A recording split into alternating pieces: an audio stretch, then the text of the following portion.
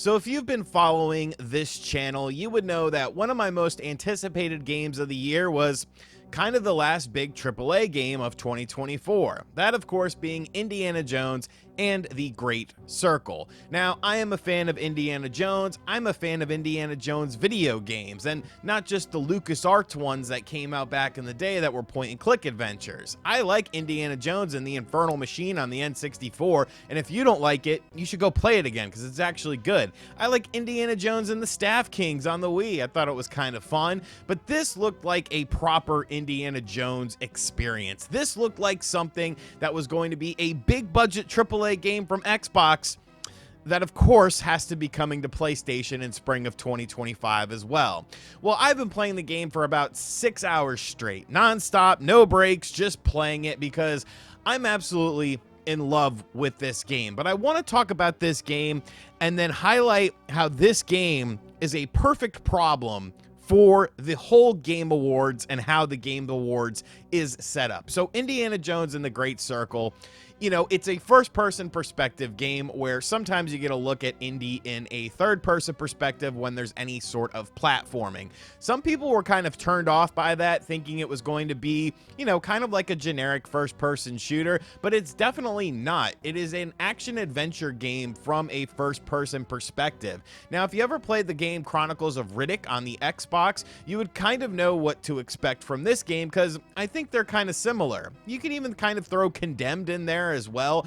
Games that were from a first-person perspective, but weren't like a Twitch first-person shooter game where you're constantly in battle. But I feel like this game definitely takes it a step further in terms of how the game plays out. Now, yes, you do have your traditional Indiana Jones style elements to it where you have your whip and you're cracking your whip, give your pass a slip, step on a brick, break your mama's back. I should have had Devo in the soundtrack for this. I don't know why I just thought of that, but I guess because of the crack the whip thing.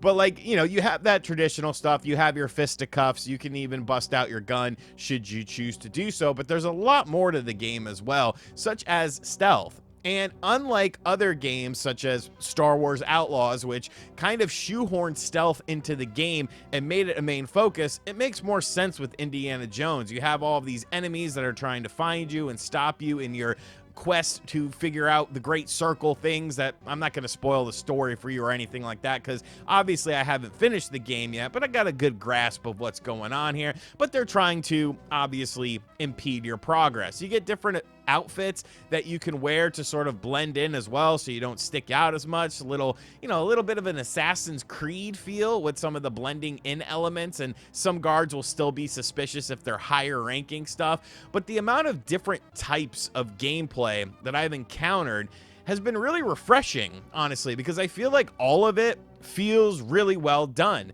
The melee combat, I think, is fun. I've seen some people that don't seem really thrilled on it, but that's weird to me because you could pick up like so many different objects, sneak up on someone and crack them in the head with it. I've used a guitar, a shovel, a rake.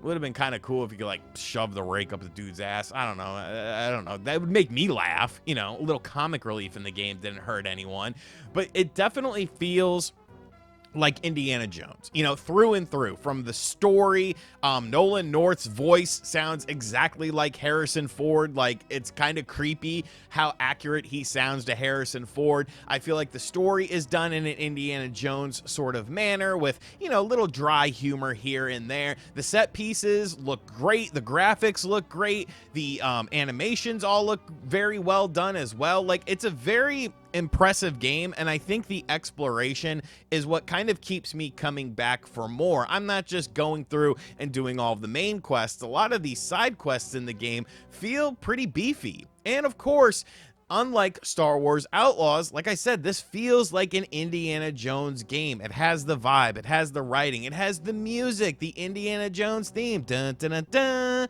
dun, dun, dun, dun, dun, dun, dun, dun, dun, like stuff you would expect. Stuff that makes it feel a lot more accurate to the source material. And I think the blending of all these different types of gameplay elements really works well for it. And I'm thrilled with this game. I absolutely love it. And I can't wait to see how this sort of wraps up as I get deeper into the story. I believe like if you do everything, it's like a 25+ hour game. And trust me, people, I plan on doing everything with this game. I want to see every nook and cranny. I want every secret. I want every upgrade that you can get for Indiana Jones. And it's been a very, very fun time. And in saying that, we have to get to the part where why this is a problem for the Game Awards. Because this is a massive problem for the Game Awards. Because Indiana Jones and the Great Circle is one of the best games of 2024, period, bar none. Honestly, if it keeps up in the way it is, I think this will trump over Batman VR for me,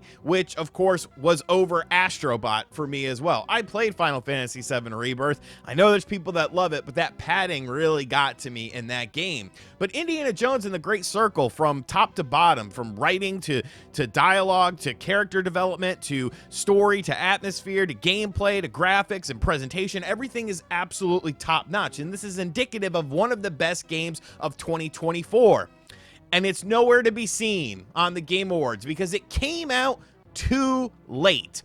And I know what you're thinking to yourself, well, RGT, why would a game that released in 2024 not be allowed to be involved in the Game Awards? And it's because of the fact that they have this arbitrary cutoff date because they have to do the show in December. Realistically speaking, this show should be done in January. January the earliest. You know, let all the games that are scheduled for 2024 come out. Let people play them. Let people decide whether this is a high quality title or not. And then you do this Game Awards show in January. But why don't they do that in January? It seems like something that wouldn't be a hard thing to do. You're not locked into anything. It's Jeff Keighley's show. He makes it up as he goes along. Well, what could be the one element? Why would he be so gung-ho on having this as a December show? It's almost like advertisers and advertising budgets are a lot higher in October, November, and December than they are in January. If you know anything about advertising, and if you're a full-time YouTuber, or even a part-time YouTuber who makes money on this platform, you would know one thing.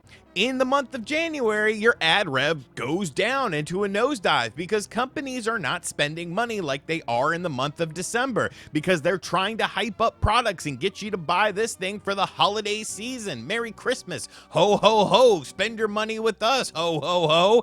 And like, it's so crystal clear that this is just another monetary thing and another monetary reason as to why the Game Awards are fundamentally flawed. They're fundamentally flawed.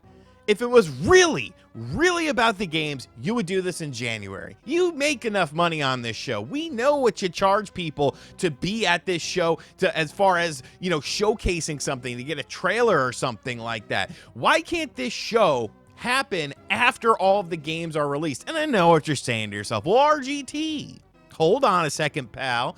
December games get thrown into 2025, so maybe no. We all know how this works. All right, out of sight, out of mind. Something that is fresh on people's minds has a better chance of winning something than something that came out in December of the previous year. We don't even know what 2025 is going to bring. It seems like we're getting a new console from Nintendo. You would imagine that you're going to be getting more games from Xbox and PlayStation as well, since they didn't really do much this year until, you know, Indiana Jones. But I digress with that. Like, it was a slow year for first-party developers, so you imagine that there's going to be bigger games out there.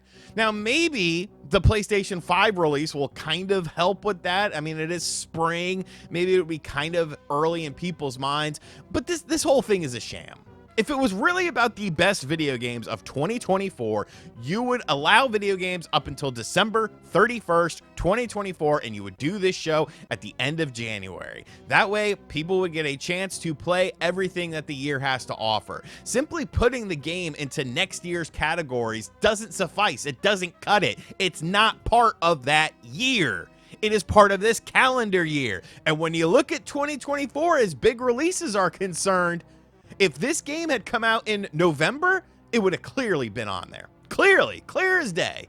something would have gotten the boot, and Indiana Jones and the Great Circle would have been nominated for Game of the Year. And you know what? It probably would have won some stuff. Action Game of the Year, or Adventure Game of the Year, or Action Adventure Game of the Year, because those are all different categories. Like, the whole thing is ridiculous, man. It genuinely pisses me off. It genuinely pisses me off because we all know that Indy isn't going to win anything next year. We just know that. It's going to be a game that people have already played on Xbox. They picked it up on PlayStation. They played it, and then they moved on. It's an experience that has already existed. That existed in the year of 2024. Get your shit together, Jeffrey Keighley. It's ridiculous. Anyone who does their own game award show, like if you do a YouTube channel or you have a website or something, do you cut off the dates? You're like, oh no, can't be here. We gotta make sure those sponsors hit in December. Ridiculous, man, ridiculous, and a damn shame, because this is one of the finest games I've played in 2024.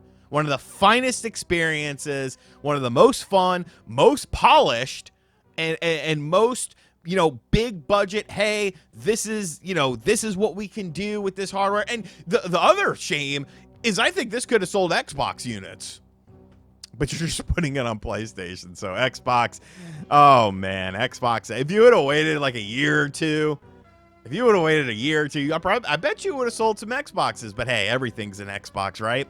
Right.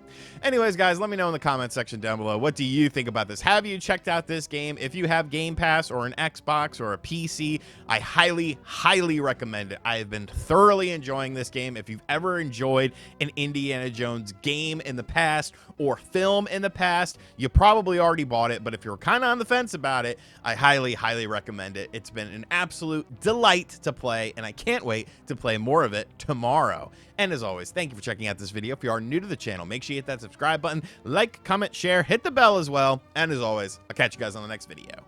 Later.